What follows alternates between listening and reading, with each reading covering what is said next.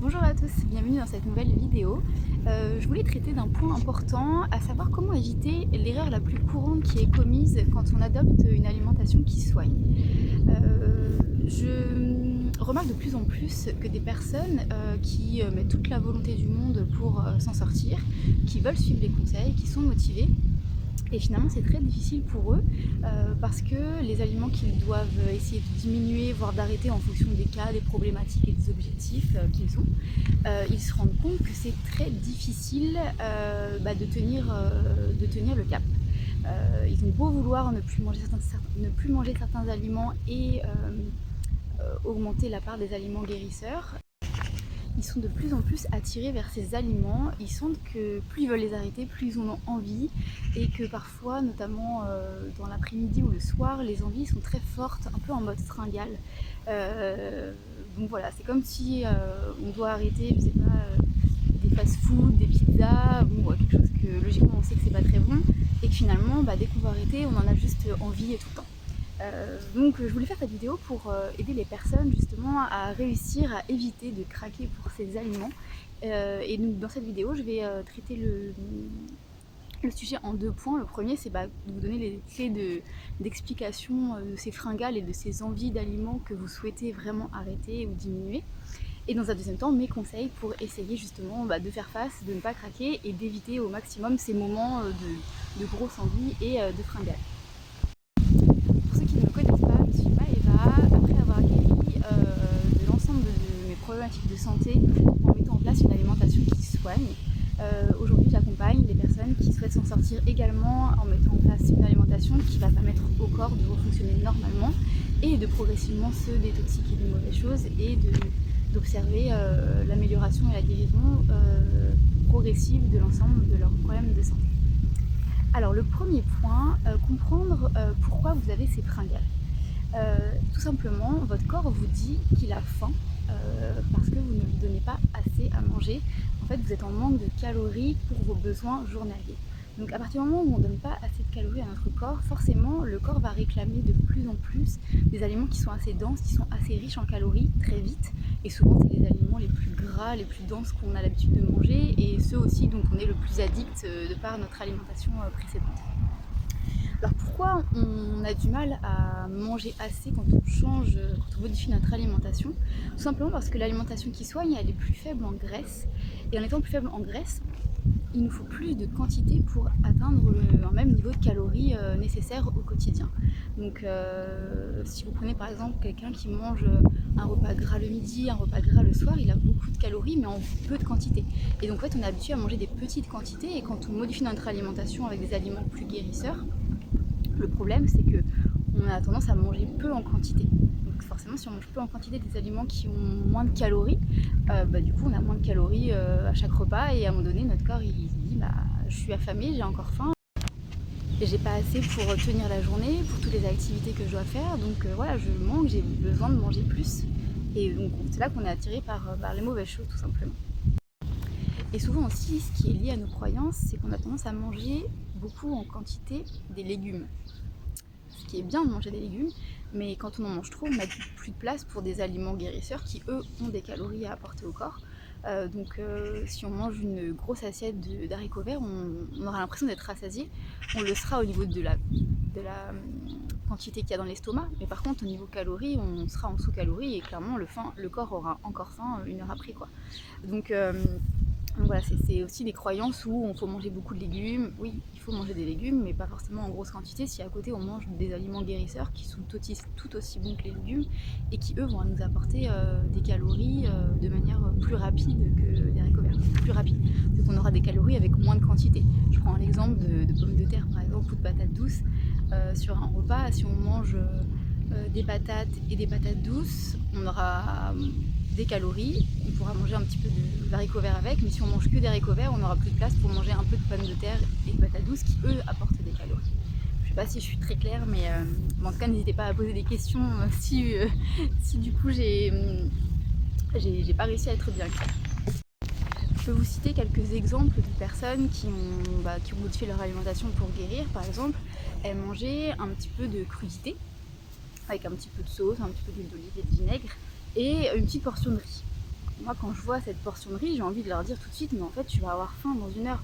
C'est pas 2-3 cuillères de riz qui vont te permettre d'avoir assez de calories, que ce soit un repas du midi ou du soir. Si c'est pas assez. Donc, en fait, effectivement, la personne se resserre un petit peu de riz après, mais ça reste encore insuffisant. On est sur une alimentation avec moins de graisse, moins d'aliments denses, moins d'aliments gras, et du coup, on a besoin de manger plus en quantité des autres aliments. Donc là, en l'occurrence, c'était du riz, il faut manger plus de riz. J'avais vu aussi un exemple de quelqu'un qui devait arrêter, enfin diminuer pour son cas le gluten, et du coup il a essayé de manger un petit peu de pâtes de courgettes, mais en fait ça reste des légumes, donc les pâtes de courgettes nous n'apporteront absolument pas les calories nécessaires en quantité identique à lorsqu'on prend des pâtes au blé en fait. Donc forcément ça va pas, donc là c'est pareil, on court vers des fringales, des envies de manger plein d'aliments mauvais et nocifs qui vont pas du tout nous aider vers la santé. Et un autre exemple aussi que j'ai vu, c'était de manger quelques morceaux de melon, quelques petits bouts de melon, et puis une assiette d'haricots verts. Donc là forcément pareil, il n'y a pas assez de calories sur le repas, et forcément qu'on ne donne pas assez à notre corps et qu'on est en sous-calories avec un repas comme ça. Mais après voilà, c'est normal, au début c'est difficile, on est habitué à nos quantités, on a l'impression que déjà nos quantités sont suffisantes. Elles le sont quand on mange gras en fait, parce que notre foie ne peut pas digérer autant de gras sur un repas, donc à un moment donné on n'a plus faim en fait, notre repas est déjà bien dense, et il faut qu'on arrête, même si la quantité n'est pas énorme. Là, en enlevant tous ces produits gras, le foie on ne le met pas en difficulté, mais on apporte vraiment toutes les choses dont le corps a besoin. Et on a besoin de plus de quantité. Donc voilà, dans une alimentation qui se soigne, ce qui est important, c'est petit à petit de réussir à manger plus en quantité. Alors le deuxième point, du coup, mes conseils pour éviter toutes ces fringales et pour éviter de craquer, ça va être du coup de manger plus en quantité avec des petites astuces qu'il faut avoir en tête. Par exemple, lorsqu'on doit manger par exemple un petit déjeuner avec des fruits, l'idée c'est de passer sur du smoothie en mettant, je sais pas, 4-5 bananes pour la texture et tous les fruits que l'on veut en termes de goût dedans. Déjà on arrivera à manger plus de fruits en passant par un smoothie au début. Avec des morceaux de fruits dedans aussi, pour avoir quelque chose quand même qu'on croque, mais le côté de mélanger des fruits à la croque avec un aspect smoothie, un peu comme un bol de céréales en fait, sauf que les céréales c'est des fruits et la texture laiteuse c'est un smoothie de fruits à base de bananes. Donc ça c'est un premier exemple qui fonctionne bien pour réussir à manger déjà plus de fruits. Sinon ce qui est important c'est que sur une assiette sur un repas de midi de pommes de terre avec des légumes, c'est de faire une part plus importante aux aliments qui contiennent des calories, comme les pommes de terre, les patates douces, les courges. Ça peut être aussi au niveau des céréales, du riz par exemple, des pâtes légumineuses. Donc voilà, tous ces aliments-là, c'est vraiment se dire que c'est eux qu'on doit manger dans une quantité plus importante, donc ça doit être la part vraiment importante de l'assiette, quitte au début finalement à ne manger pas de légumes pour vraiment s'habituer à manger assez de calories. Et petit à petit, quand on est habitué vraiment à donner au corps ce qu'il a besoin, ajouter progressivement un peu de légumes dans les assiettes. Mais ça ne doit vraiment pas être la majeure partie de l'assiette, parce que vous ne mangerez pas assez, et pareil, vous allez en avoir envie de pizza, de pâtisserie dans l'après-midi ou le soir, et parfois c'est très très dur de résister parce que tout simplement le corps a faim. Pour ceux qui doivent diminuer le blé, là ce qui peut être intéressant c'est de passer par exemple pour des pâtes aux légumineuses. Donc il existe des pâtes aux pois cassés, des pâtes aux pois chiches et des pâtes aux lentilles corail qui sont très bonnes en fait. Enfin il faut tester, après chacun a ses goûts. Mais voilà, là on compense par des légumineuses donc, qui ont vraiment aussi des calories. Par contre des pâtes aux courgettes, effectivement, c'est comme si vous mangez juste l'équivalent d'une courgette. C'est clairement pas un aliment qui va apporter des calories, ça va apporter des minéraux, ça va apporter plein de bonnes choses, mais pas les calories, donc l'énergie. Donc là-bas, c'est quand même d'avoir un minima nos calories, et à travers tous les aliments qu'on mangera pour ces calories, on obtiendra également des minéraux et plein d'autres choses, parce que chaque aliment, on n'a pas juste un macronutriment dedans, on n'a pas juste du glucose, on n'a pas juste des lipides, on a de tout en fait. Mais là, il faut vraiment faire une part importante aux aliments qui contiennent une majorité de glucose qui va nous apporter les calories nécessaires. Et enfin, au début, ce qui peut être aussi une solution intéressante, c'est de faire des plus petits repas, mais plus souvent. C'est-à-dire que vous mangez en petite quantité des aliments guérisseurs, donc avec moins de gras, mais vous les mangez tous les 2 à 3 heures. Donc vous savez que vous faites plein de petits repas tout au long de la journée qui vont être facilement digérés, puisqu'il y a moins de gras en fait, et du coup vous sentirez la faim au bout de 2 heures, vous remangez un petit repas et ainsi de suite. Ça peut être un petit repas de fruits sur le matin, après un petit repas avec un peu de céréales, enfin voilà, c'est vraiment vous adapter à manger plein de petites quantités, puis à un moment donné réussir à manger peut-être plus de quantité sur un repas. Voilà, donc c'est des techniques qui fonctionnent en fonction des personnes. Donc voilà, c'est ce qui peut aider à éviter de faire cette erreur de ne pas manger assez dès le matin. Et aussi quelque chose qui est important, c'est de ne pas sauter le petit déjeuner du matin et même de manger dans la matinée si on a faim.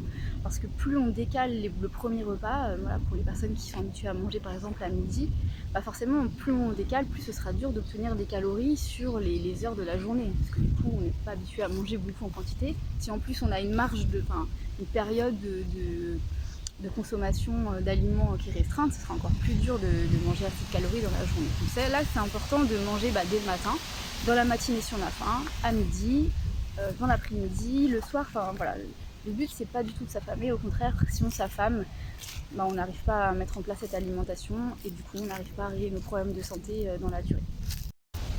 Pour vous parler un petit peu de mon cas, moi quand j'ai modifié mon alimentation au début, quand j'allais chez des personnes, en fait j'étais affamée parce que à l'habitude, effectivement j'avais des choses que je mangeais pas de ce qu'ils mangeaient, mais par contre je mangeais des pommes de terre qui étaient faites, et en quantité, ce qui était prévu c'était que je mange la même quantité que eux mangent, donc ça va être 1 à 2 pommes de terre, sauf qu'avec des légumes, sauf que 1 à 2 pommes de terre, clairement ça suffisait pas, j'avais faim, et quand je rentrais chez moi je mangeais à nouveau.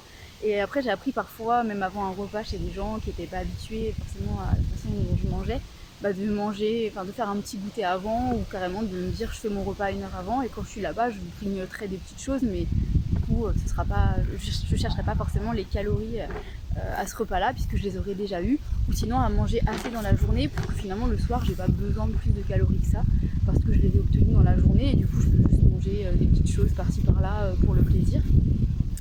Moi c'est quelque chose qui n'a pas été si difficile que ça de manger plus, parce que j'aime bien manger, c'est important, c'est un plaisir, et pour une fois on n'est pas dans la restriction de faut pas manger beaucoup, faut pas manger à cette heure-ci, faut attendre de manger à telle heure. En fait il faut manger quand le corps le réclame, quand on a envie de manger, et quand on sent que notre corps nous dit pendant un repas que là on est rassasié, qu'on a assez mangé, on s'arrête, mais il n'y a pas le mental qui nous dit faut faire ci, faut faire ça, quoi. C'est le corps qui nous dit, c'est le corps qui nous dit quand il faut manger, quand il a faim, c'est aussi le corps qui nous dit quand il faut arrêter. Et voilà, et du coup je suis assez satisfaite de pouvoir manger dans des quantités auxquelles je n'ai pas à réfléchir en fait. Je mange plus effectivement que les gens. Quand les gens me voient manger, ils se disent mais comment c'est possible qu'elle soit pas énorme à manger autant de quantité de fruits ou de pommes de terre. Oui, mais je suis pas énorme, donc ça montre bien peut-être que ça fonctionne en fait, qu'on apporte au corps les aliments qu'il a besoin et que le corps réagit normalement tant que c'est les aliments qui lui apportent des bonnes choses et qui le mettent pas en difficulté. Et voilà, en prime de pas être énorme, j'ai réussi à guérir de mes problématiques de santé au fil du temps. Donc voilà, donc c'est un peu tout bénef, quoi. Je mange en quantité plus importante et avec plaisir et sans réfléchir. Donc voilà.